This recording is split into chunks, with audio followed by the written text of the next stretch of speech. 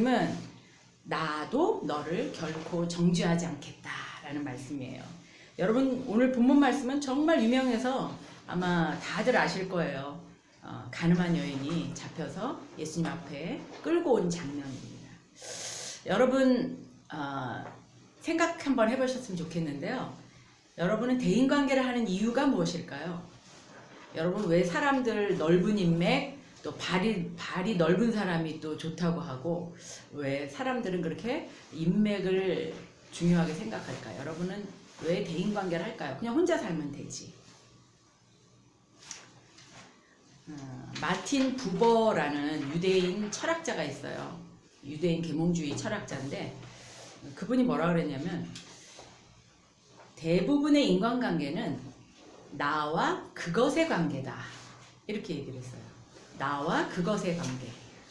그러니까 그것이라는 것이 여러 가지가 될 수가 있는 거예요. 나와 그것의 관계가 바로 인간관계라는 거예요.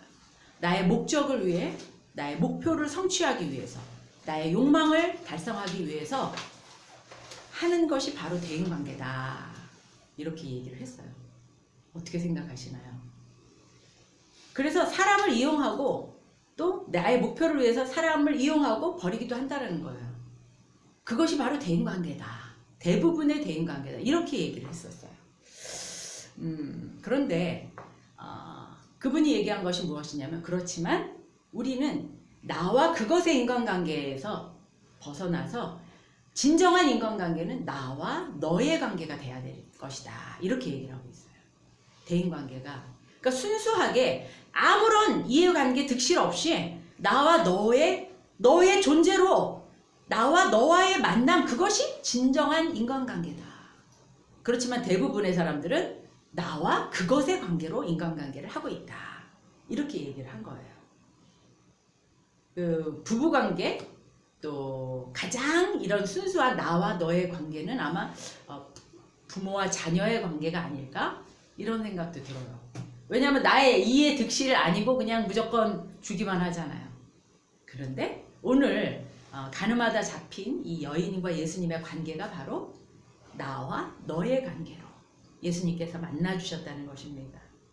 아무 이해관계가 없이 그 가늠하고 범죄한 여인, 처벌받고 돌에 맞아서 죽어야 되는 그 여인에게 예수님은 아무것도 필요 없이 그 여인을 대화해 주시고 사랑해 주시고 용서해 주시고 그 여인이 잘 되기를 축복해 주셨다는 거예요. 성경으로 한번 들어가 보겠습니다. 오늘 본문 1절 다 같이 한번 읽어볼까요? 예수께서는 올리브산으로 가셨습니다. 여기까지. 올리브산은 예수님이 늘 자주 가는 산이에요. 늘 기도하는 장소, 하나님을 만나는 장소예요. 십자가에 돌아가시기 전날 핏방울이 땀방울이 될 때까지 기도하셨던 그곳 바로 이 올리브산이에요. 낮에는 가르치시고 저녁에 가서 기도하셨던 그 장소, 하나님과 은밀하게 만나야 됐던 그 장소가 바로 올리브산입니다. 우리에게도 이런 장소가 있었으면 좋겠어요. 여러분의 올리브산은 어딘가요? 학원 구퉁이? 학원의 내 원장실? 또는 내 책상? 아니면 주방 한 구퉁이? 가족들이 아무도 없고 오로지 나와 하나님과 만나는 그 장소.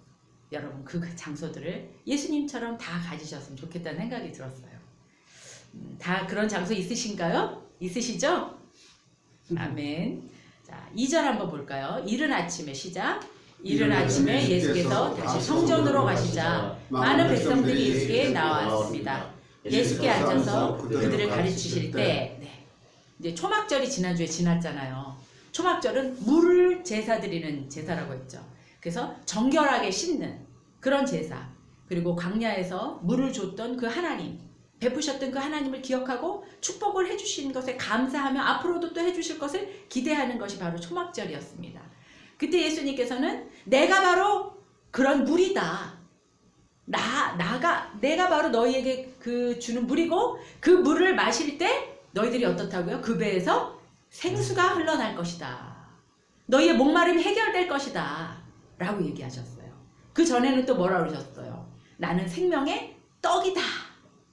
생명의 빵이다. 라고 얘기하셨죠. 나를 먹는 자는 배고프지 않을 것이다. 그렇게 얘기하시고 나서 오늘 이제 초막절 지나고 성전으로 다시 올라가신 거예요.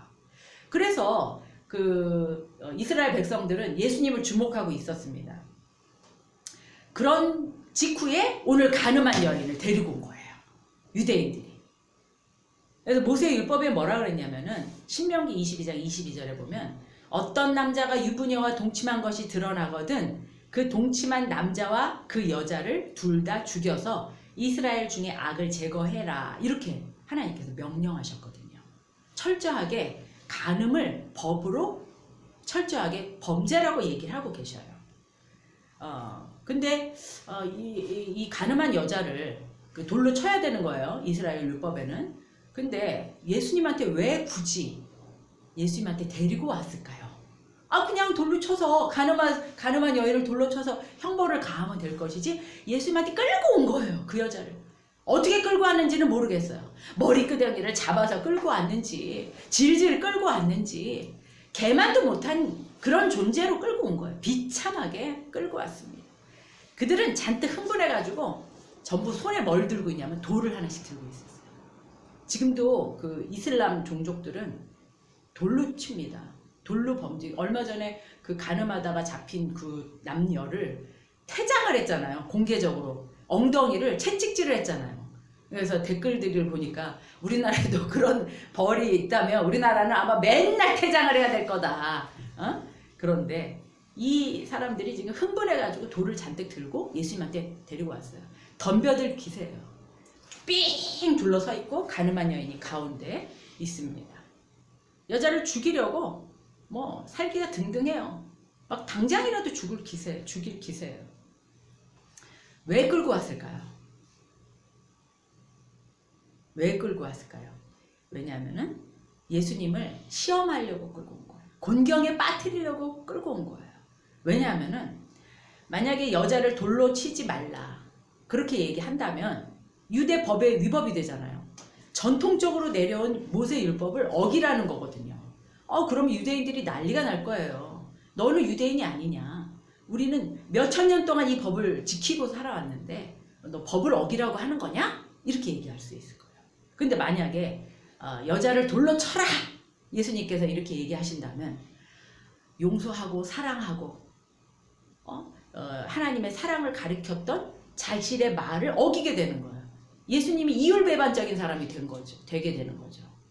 그리고 또 한 가지는 로마법에 또 위법이 돼요. 로마법은 그 당시는 이제 유대인들이 로마의 지배를 받고 있었기 때문에 함부로 사람을 죽일 수가 없었어요. 로마인들이 죽일 수는 있었지만 유대인들은 죽일 수가 없었어요. 우리나라가 일제시대 때 우리끼리 살인을 저지르고 형벌을 하고 우리나라 사람끼리 할 수가 없었던 것처럼 일본의 통치를 받고 있었거든요. 그래서 예수님은 이렇게 하지도 못하고 저렇게 하지도 못하는 곤경에 빠진 겁니다. 그걸 노린 거죠. 예수님의 그 곤경에 빠진 것을 노리고 그 여자를 데리고 온 거예요. 그때 예수님이 어떻게 하셨습니까? 예수님은 땅바닥에 조용히 앉으셔서 손가락으로 뭐라고 쓰셨다고 돼 있어요. 손가락으로 쓰셨어요. 그런데 손가락으로 쓴 장면이 성경에 또 한 구절이 나옵니다. 신명기 9장 10절에 나오거든요. 있나요? 없나요? 하나님의 손가락으로 새기신 두 돌판을 모세에게 주셨다고 나와요. 그러니까 구약시대에 모세가 율법을 10계명을 받았는데 어떻게 받았냐면 여러분 아시나요? 혹시 10계라는 영화 보시거나 또 들으신 분은 아실 거예요. 모세가 10계명을 어떻게 받았어요? 두 돌판에다 받았는데 하나님께 받았는데 어떻게 받았는 줄 아세요? 하나님께서 친히 손가락으로 돌에다가 쓰셨다고 했어요. 10가지 항목을 쓰셨어요. 예를 들면 뭐 번갯불로 쓰셨든지 손가락으로 쓰셨다고 나와요.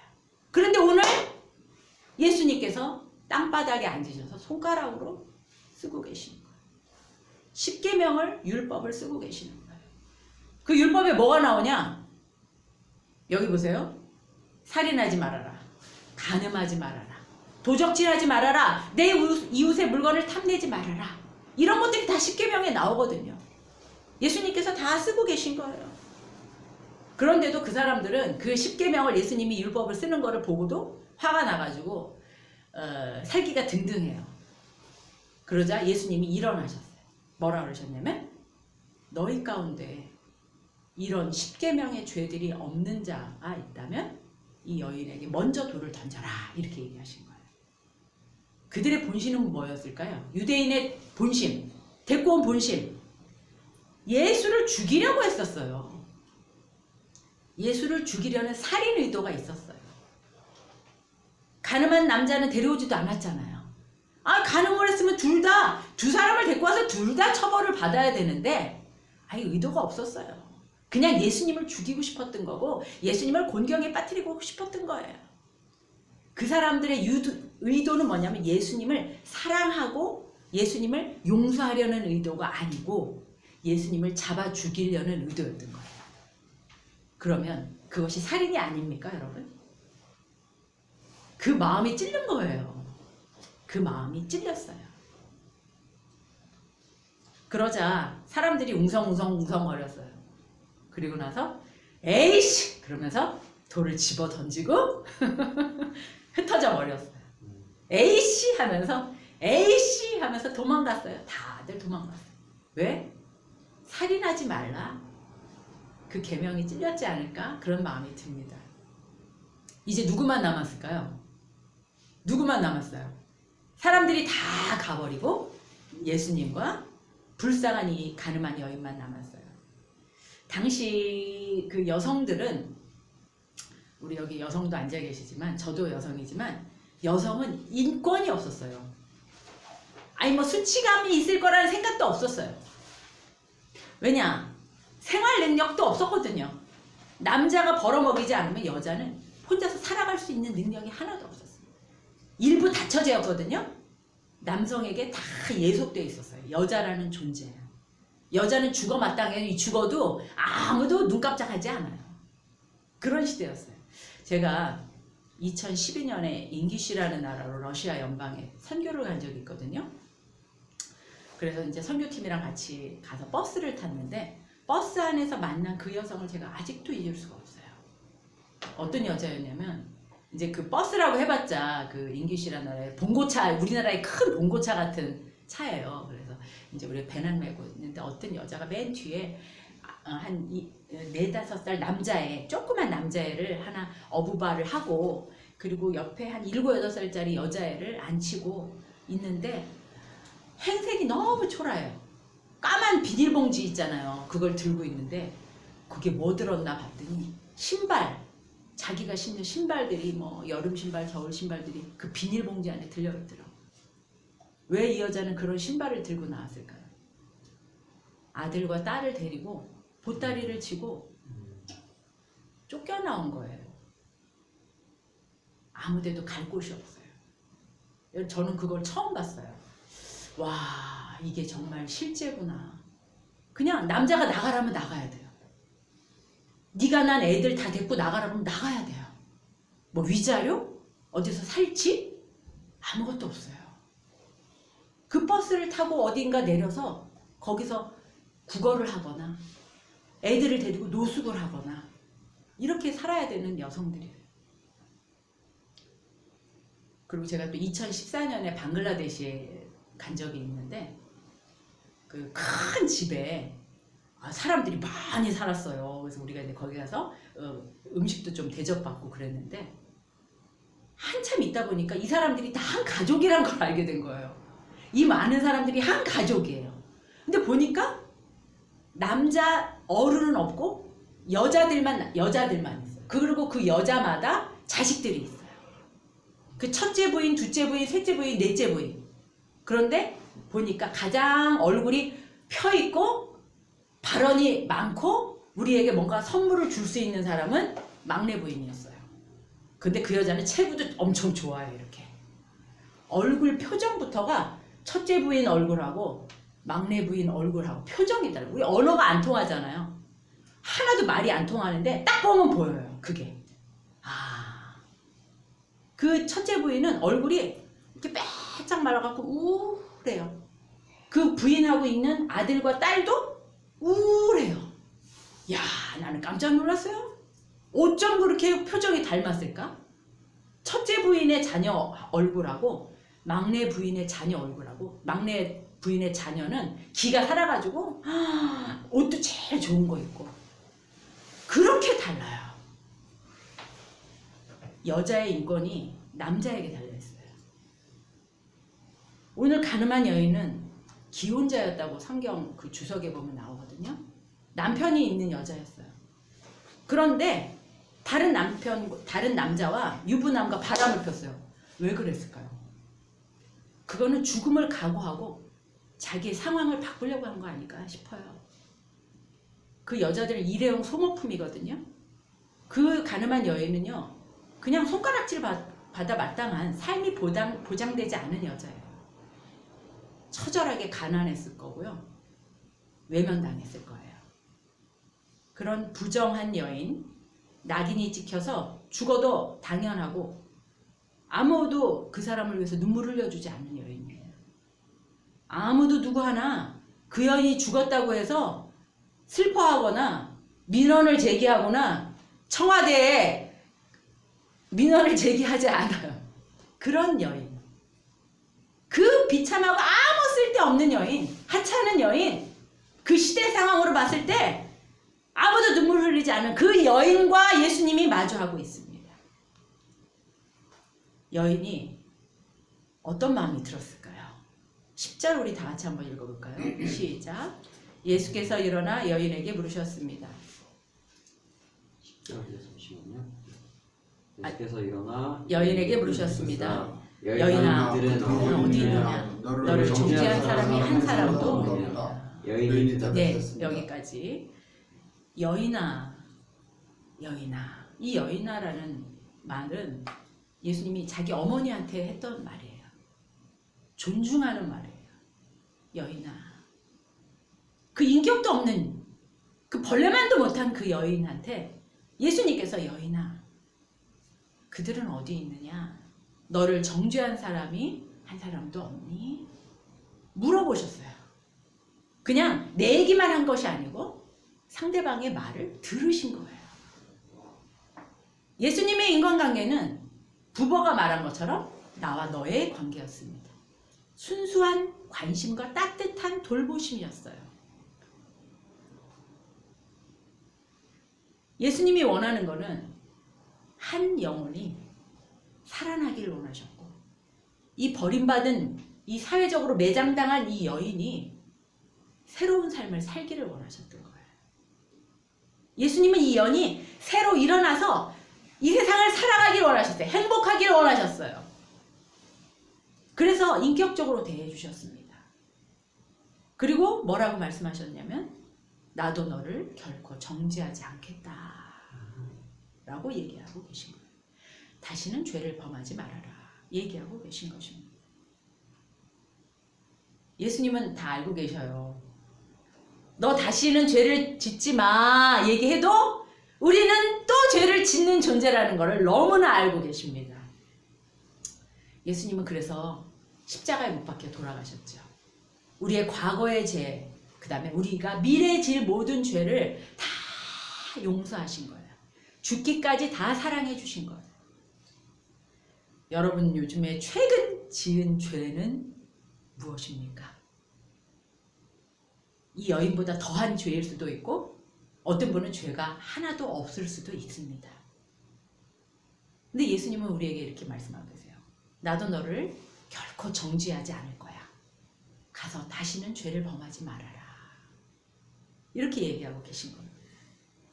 로마서 8장 1절에 그리스도 예수 안에는 결코 정죄함이 없나니 이는 그리스도 예수 안에 있는 생명의 성령의 법이 죄와 죽음의 법에서 여러분을 해방했기 때문입니다. 라고 얘기했습니다. 예수 안에 있는 사람은 결코 정죄함이 없습니다. 아멘. 여러분 믿으시기 바랍니다. 아멘. 예수님은 그것을 위해서 이 땅에 오셨습니다. 우리를 다 용서하시기 위해서 오셨고 모든 죄책감에서 해방되기를 위해서 오셨습니다.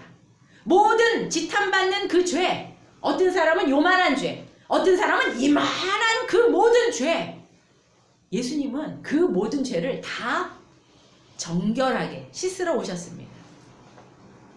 우리 죄가 주홍같이 붉을지라도 눈처럼 희게 만들기 위해 오셨다는 거예요. 모든 더러움에서 우리가 해방되기를 원하셔서 오셨다는 겁니다. 그런데 제가 무슨 생각이 들었냐면 사실 가장 우리를 정죄하는 것은 바로 나다라는 생각이 들었어요. 내가 건강하잖아요. 그러면 외부 고발자의 그 모든 것들을 이길 수가 있어요. 그런데 내가 약해서 나를 끊임없이 고발하고 나를 정죄하잖아요. 그러면 내 자신이 무너지는 거예요. 너 같은 하찮은 사람이 뭘 하려 그래? 아유, 또 잘못했네. 아유, 또 잘못했어. 너는 늘 혼나야 되겠구나. 너는 늘 혼나는 존재야. 아유, 나는 왜 이렇게 바보 같은 존재지? 이런 말. 나에 대한 정죄, 나에 대한 이 비난, 이것이 어떻게 사람을 만드냐면요. 실패감에 젖게 해요. 남과 비교해서 열등감에 빠지게 해요. 늘 자책하게 하고요. 용기를 다 갉아먹어요. 우울하게 하고요. 무기력하게 해요. 그걸 누가 하는 줄 아세요? 내가 하고 있는 거예요. 남이 하지 않아요. 그 가늠한 여인에게 했던 그 정죄는 외부의 공격이었지만 이 땅을 살아가는 우리에게 가장 중요한 건 내부 고발자 나라는 겁니다. 내가 나를 고발하고 내가 나를 정죄하는 거예요. 여기서 우리는 벗어나야 될 줄 믿습니다. 나를 참소하는 그것은 바로 사탄이기 때문이에요. 김윤상 선교사가 지난번에 다니엘 기도회 때 간증하는 것이 기억이 나는데 이분이 그 선교지에 가서 멕시코 선교사로 선교 활동을 하다가 교통사고가 나가지고 완전히 차가 찌그러져서 이 몸 안에 70%, 60%인가 피가 다 빠져갖고 얼굴이 하얗고 움직일 힘이 없고 뇌사 상태에 빠지게 됐다고 해요. 근데 그 멕시코는 여러분이 알다시피 한국과 같은 의료 환경이 아니잖아요. 열악해가지고 뭐가 뭔지도 모르고 도저히 뭐 위생 상태도 엉망이고 그건 거기서 정말 죽을 둥 살 둥 하는 가운데 그 영적인 그 죽음을 경험을 한 거예요. 그런데 정말 제가 너무나 실감나는 게 뭐냐면 자기가 눈을 그러니까 영적으로 자기가 눈을 떠보니까 남자 리더가 있고 여자 리더가 있고 그 위에 대장이 있는데 자기를 계속 괴롭히더래요. 가서 돈 벌어오라고 그러고 너 뭐 잘못했다 그러고 계속 막 야단치고 끊임없이 괴롭히더래요. 그래서 아무리 열심히 해도 힘이 너무너무 들더래. 진이 다 빠지고 이제 할 힘이 없더래요. 그런데 그것들이 바로 사탄이었다는 거예요. 그 1층, 2층 한 3층 되는 건물에 리더가 있고 끊임없이 괴롭히는 사탄이가 있었다는 거예요. 그런데 어느 순간 이제 생명이 다해서 죽는 순간을 경험했대요. 그러고 나서 이 사람이 내가 하나님 믿는 사람이었지, 나 예수님 믿는 사람이었지, 이런 생각이 탁 들어가지고 예수 그랬대요.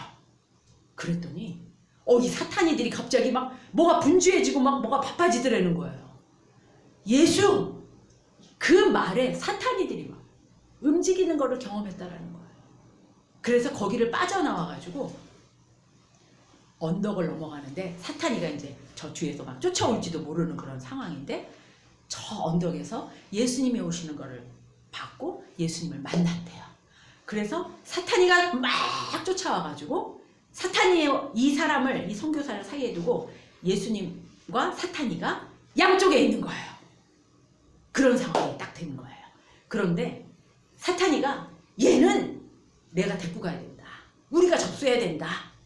막 얘는 뭐도 잘못했고 근데 그 순간 이 사람이 살아오면부터 과거의 모든 것이 그냥 비디오처럼 쫙 보여지더라는 거예요. 근데 이 선교사가 봤을 때 자기가 했던 그 나쁜 행동들, 자기가 봐도 막 민망한 그런 죄 짓는 장면들이 다 나오더래요.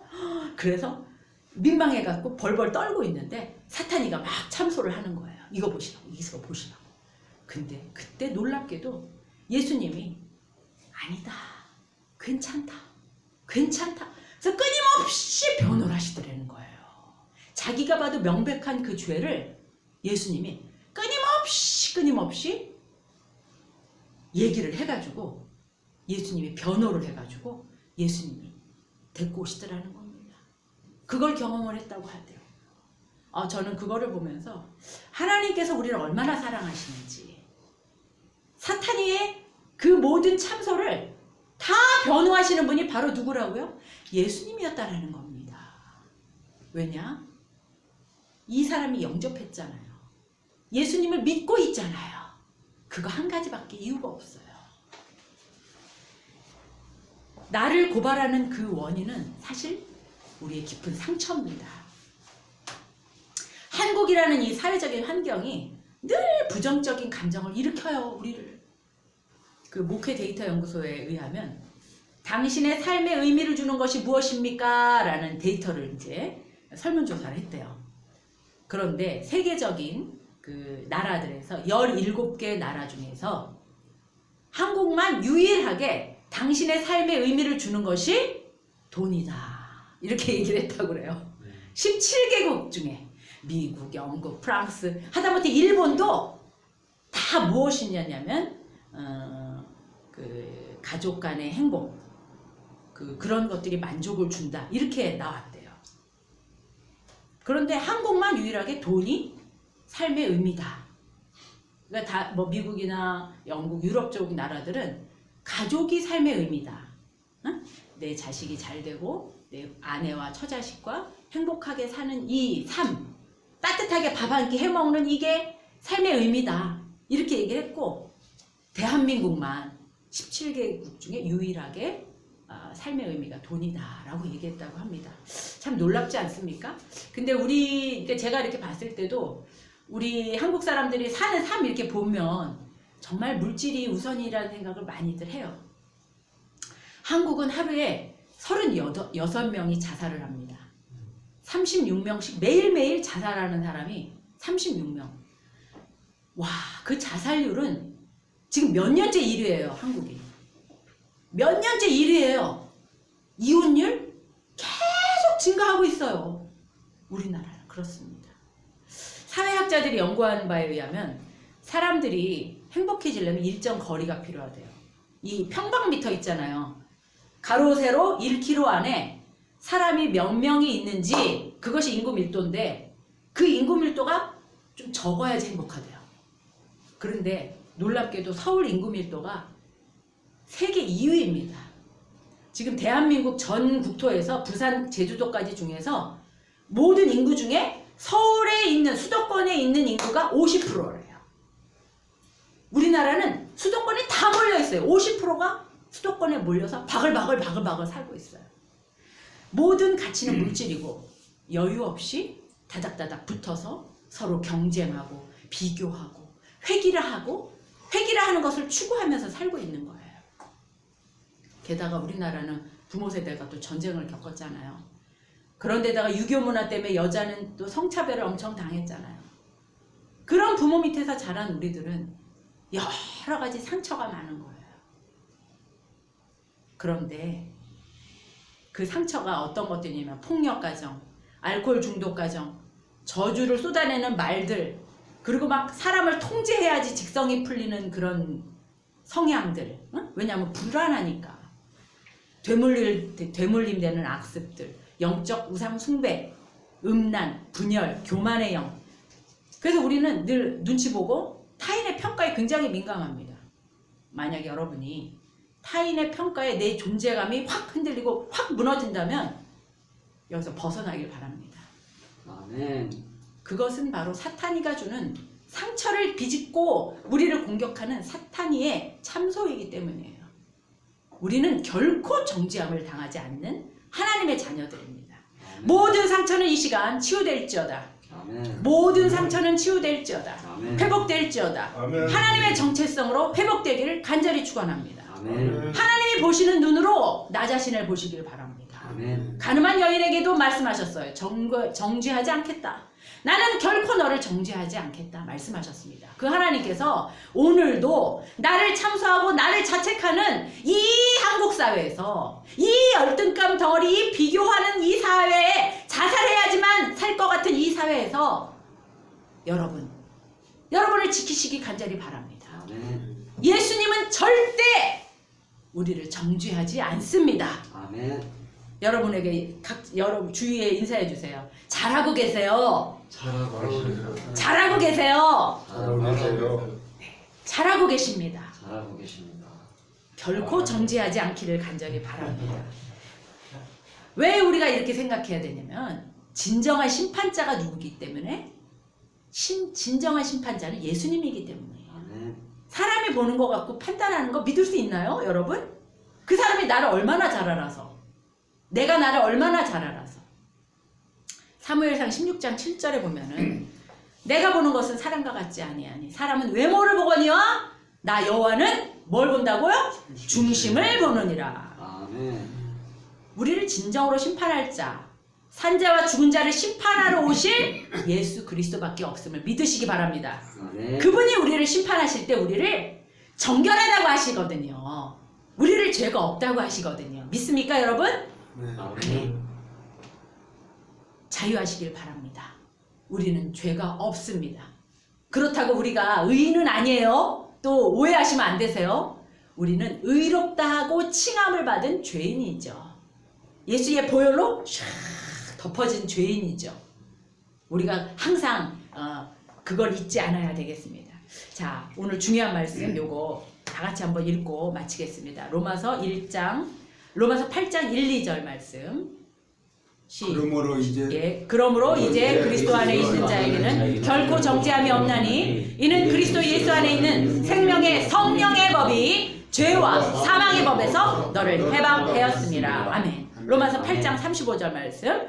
누가 정죄하리요?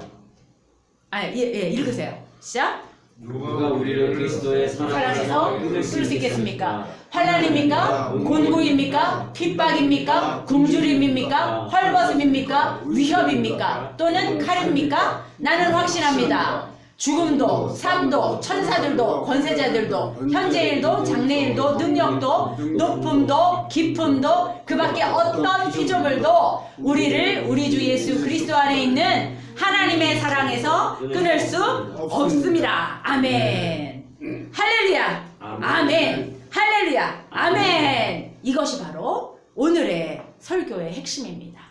우리를 결코 정죄하지 않을 것이고 우리를 절대로 떠나지 않을 것이라는 그 말씀 잊지 않고 우리가 일주일 살아가시기 간절히 축원함을 드립니다. 아멘. 승리하는 여러분 다 되시기 축원합니다. 아멘. 나를 괴롭히는 나를 참소하는 그 사탄이 그 말에 절대 넘어가시면 돼요, 안 돼요? 안 안 됩니다. 됩니다. 그건 사탄이가 우리를 넘어뜨리려 하는 거예요. 하나님은 절대 우리를 정죄하지 않고 절대 우리를 버리시지 않고 어떤 것도 우리를 하나님의 사랑에서 끊을 수 없다라고 얘기하십니다. 아멘. 아멘, 아멘. 승리하시는 여러분 되기를 간절히 축원합니다. 아멘. 아멘. 기도하시겠습니다. 거룩하신 주님, 오늘 가늠한 여인을 앞에 두고 말씀하십니다. 그 여인에게 인격적으로 대해 주시면서 너를 사랑한다, 너를 돕고 싶고 너를 세우고 싶고 네가 행복하길 원한다 말씀하시고 너를 절대로 내가 결코 정죄하지 않겠다고 말씀하십니다. 그 말씀이 우리의 것이 되게 하여 주시옵소서. 아멘. 그 말씀이 우리 삶에 적용되게 하여 주시옵소서. 아멘. 아버지, 이 세상을 살아갈 때 너무나 비교하는 세상입니다. 한국 사회 너무나 경쟁하는 사회입니다. 나 자신이 초라해지고 비참해지고 무가치하게 느껴질 때가 하루에도 12번입니다. 그렇지만 그때마다 나를 참소하는 그 사탄의 음모에서 벗어나게 하여 주시옵소서. 아멘. 하나님의 능력으로 승리하게 하여 주시옵소서. 아멘. 예수님의 이름으로 기도했습니다. 아멘. 아멘. 지금은 우리를 위해 풀려 돌아가신 예수 그리스도의 하나님 은혜와 하나님의 사랑하심과 성령의 역사하심이 우리 한 사람 한 사람 정죄함이 없다고 하는 그 말을, 그 음성을 내 것으로 믿기로 결심하는 각 사람 머리 위에 이제부터 영원까지 함께 계실지어다. 아멘. 아멘. 감사합니다. 감사합니다.